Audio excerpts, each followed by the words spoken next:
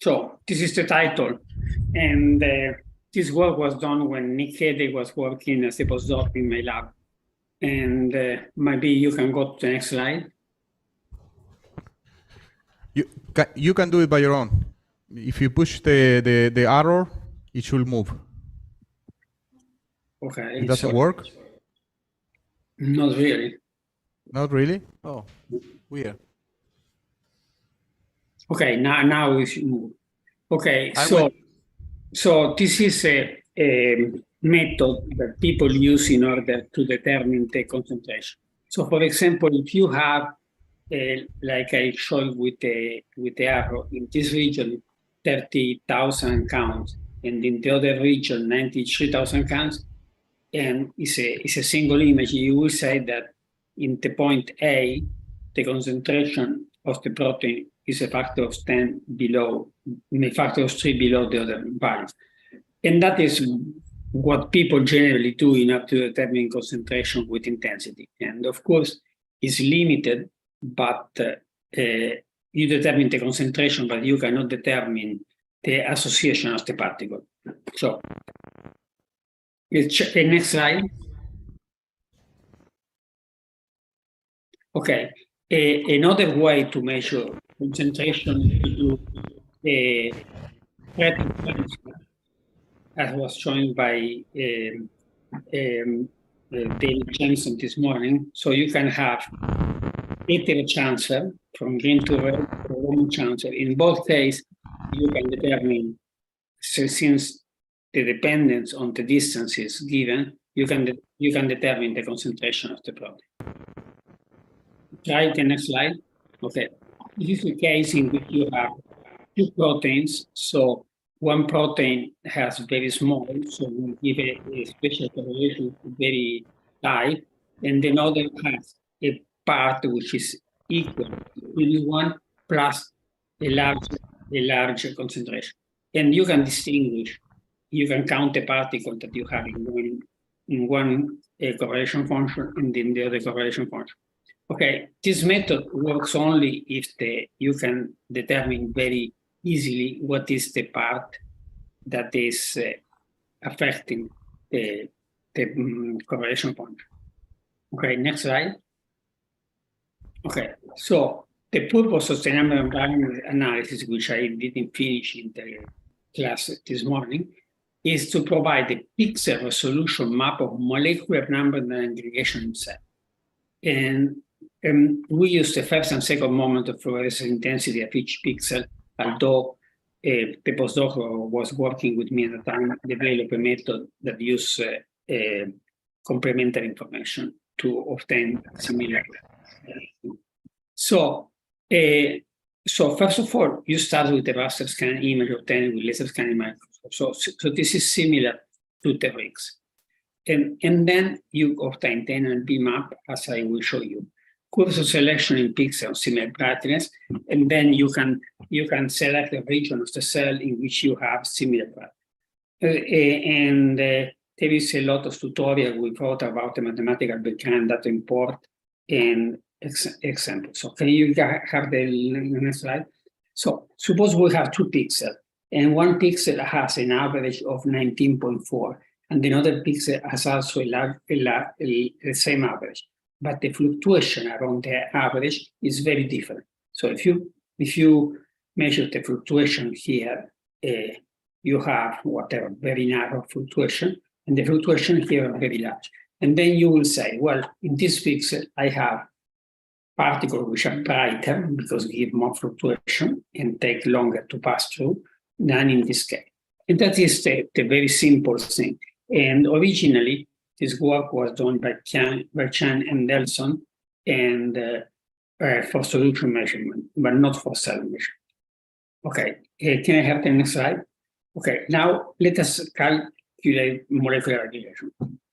So instead of having one image, we have a set of images. And the set of images, from the set of images, you can calculate the average, and then you calculate with respect to the average, the standard deviation. And using average and the standard deviation, you define the function B, which is the average divided the number of molecules, which can be obtained from the sigma, which is a measurable quantity, divided the average here. Okay, so that is the definition of brightness. Definition of number of molecules is the inverse of the G0. So K average, the square, and so on. Okay, one thing that you have to be careful here is that you measure, so the G0 goes down as we show as a function of time of integration. So if you integrate very brief and then you integrate very large, you will have a very large change in the G0. And then this is what you want to know, you want to have in order to measure the concentration more accurately. So can you have the next slide? Okay, so now what is happening is the following thing. What contributes to the variance of the signal? One contribution of the variance of the signal is the particle fluctuation. That is what we want to measure. And the other is the variance of the detector noise, which have a different dependence. Epsilon is the molecular brightness, has a different dependence on the molecular brightness. And we exploit this different dependence on the molecular brightness to separate the two things. So the total variance will be given by the variance due to the n, so to the number of molecules, and the variance due to the detector. So we assume that there is no correlation between the two. Now the two terms, the variance to the particle and variance to the detector, as you can see, have different photon counting properties. So can I have this next slide? Okay, so then B, which is the sigma divided by K, will be sigma n divided by K and sigma d divided by K. But K is equal to the epsilon n. So here you cancel one epsilon, cancel one n, and you end up only with epsilon. For the other part, we will discuss in a moment what it happens. Okay, so the brightness will always be equal to the molecular brightness of the molecule, which is measured in count per second per molecule, plus 1. And that 1 comes from the fact that this quantity is equal to 1.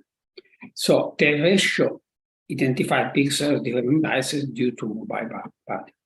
The true number of molecules and the true molecular brightness is given by those. You can invert this function and calculate n. Now, there are regions, for example, of immobile particle. In that case, that's a numerator will be 0, and you don't like numerator to be 0, denominator to be 0 because n will be infinity. And then we don't analyze those points. Okay, so next slide. Okay, now this is an experimental demonstration that the variance is proportional to the square of the intensity. And this is the question that fits 3 points. And you can see that the variance is proportional to the square of the brightness. Okay. Okay, so now we do the following experiment. So if we have a system in which is totally immobile, and then we increase, for example, the concentration of constant laser power, we will have a value which is always 1. It's always 1 and then start to decrease at very high concentration for a reason I will explain. We can increase the laser power and nothing should happen either. And then you get approximately constant here. That change in value is of course something you have to be very careful unless you measure the part. And that occurs because you are bleaching molecules, so you are such a high power or that you start to bleach molecules. So the curves are different for different integration time. So can you go next? Okay, so this is a sample of what I said before. So this is the image in which we have beads, which are fluorescent emitting beads. And then we lay on this sample 100 nanometer fluorescence. And then you can see that the part that have nothing now have some B value, and the part that have the beads stay more or less the same. So we can select in the B-axis the value very small, and then we get the part in which fluorescence was added, or we can select all the rest, the very high intensity, and we select only the bead. And that shows that we can separate completely, so the intensity and the B map are not talking each other. So in principle, if we have a immobile part and we increase the laser intensity, nothing changes. But if we have, for example, monomer, dimer, tetramer, and octamer, we will have more and more intensity from the larger mode. So this is the part. Okay, so now let us do some experiment and to see how the different are the value. So brightness and number of molecules can be measured independently. So the brightness can be simply measured by counts per pixel per molecule. So here we have, as you see, a little bit larger than 1.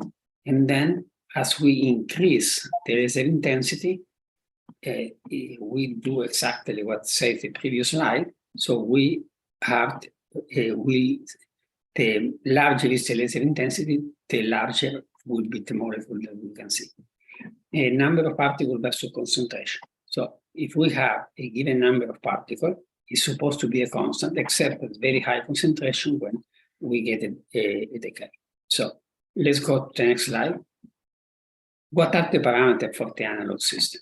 So for the analog system, we need to figure it out how much is the offset that we have and how much is the sigma 0. So the broadening. And let us go into the next slide and show how that is done. Okay, so this is the histogram of the number of times we have a given level. So clearly there is an offset in most of the detector, and the offset is broadened by the Gaussian noise sigma 0. And this is what we need to measure. So we need to measure that point, which is very easy to measure from this curve. The width of the initial part, which can be 0, but is not, exponential distribution of the level, which is that, and then we have all the parameters of the curve. So from the exponential distribution of digital level, that means that a digital level, which can be 1, 2, 3, will give a value of S, which is a correction factor that we use in order to correct the okay, so the detector characterization. So this is how a photon counting will. So previous was an analog detector. This is how a photon counting will respond. So a photon counting will have, of course, many times. You count 0, then you count 1, you count 2, 3, 4, and you see this curve is completely different than the curve I showed before.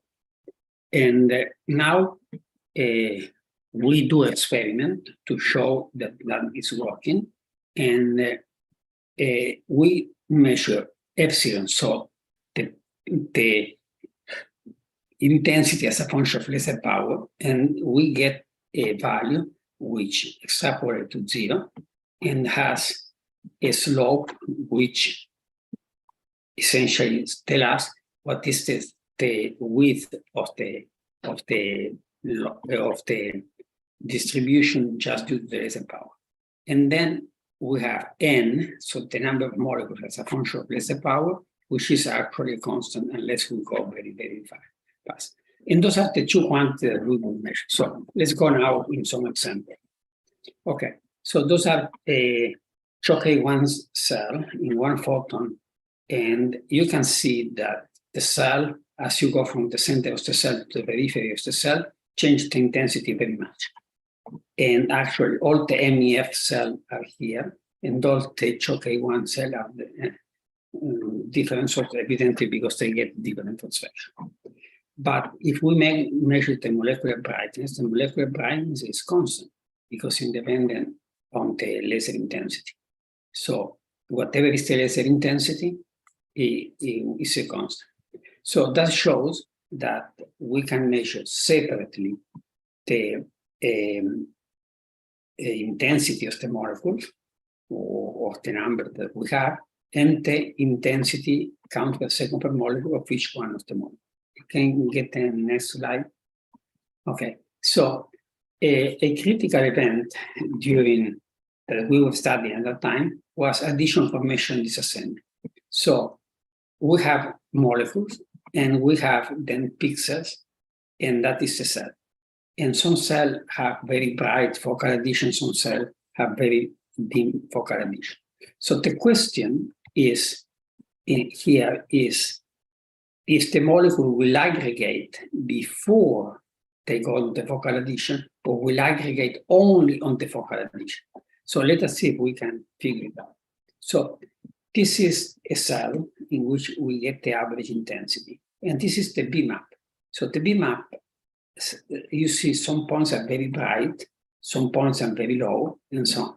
But if you, for example, examine any one of those focal additions, you can see that the focal addition in one particular part is large, and another particular part can be very slow. So now I will analyze independently to see that focal addition, and the other focal addition. Okay, so if we select all the ones that are monomer or cluster, we see that the focal addition has none. That focal addition has none. So that means that the monomer or small cluster are everywhere in the cell, are everywhere in the plasma cell. And if we now select only the focal addition, and then we can see that here is the red part, and so having intensity of 2 and 3. So that means that the focal addition are changing by value. So if that is 1 in terms of GFP, that will be 3 or 4 times larger. So let us see how we can analyze the two parts. So the software provides a Gaussian fit, and so we see that that part has a aggregate of the order of 1.27, which is to respect to 3 about 9.1. So clearly, the question is, are those particles gone in or are they already? So if we get the frame 0 to 99, 99 to 100, every time 100 frames, we can see that that part, to respect to that part, if that part is increasing in intensity or not. And then we can see if that part is increasing or not in intensity or not. So, and you can see that here, the intensity is decreasing. So that means that the high fluctuation that we have in this part of the focal addition is because more large aggregates are detaching from the focal addition and are going in some place. So if we get the second point, so here is essentially constant, relatively constant, and here is one that is increasing, and so on. So we can distinguish the decreasing, the constant of the decreasing values just by looking at one part of the cell which is supposed to be constant. And using this method, we can determine if the focal addition will destroy or will, by emitting particles of a given size, or will instead increase, like in this case, and will increase by forming a complex in that particular place. So in summary, N&B distinguish between number of molecule and molecular brightness in the same pixel. The acquisition of N&B can be done with a commercial laser scanning microscope, and the same data used for RIGS can be used for map N&B, which is very useful. So you do a RIGS experiment, you measure the diffusion, and then you can mark the number of particles in a particular position and be the brightness of those particles. The mobile fraction can be separated and has a brightness value equal to 1, and be analysis of auxiliary addition show large aggregate protein during this assembly. So this is a general result that we found that's been published now in about 10 years, and as far as I know, there is no discussion on how that occurs. So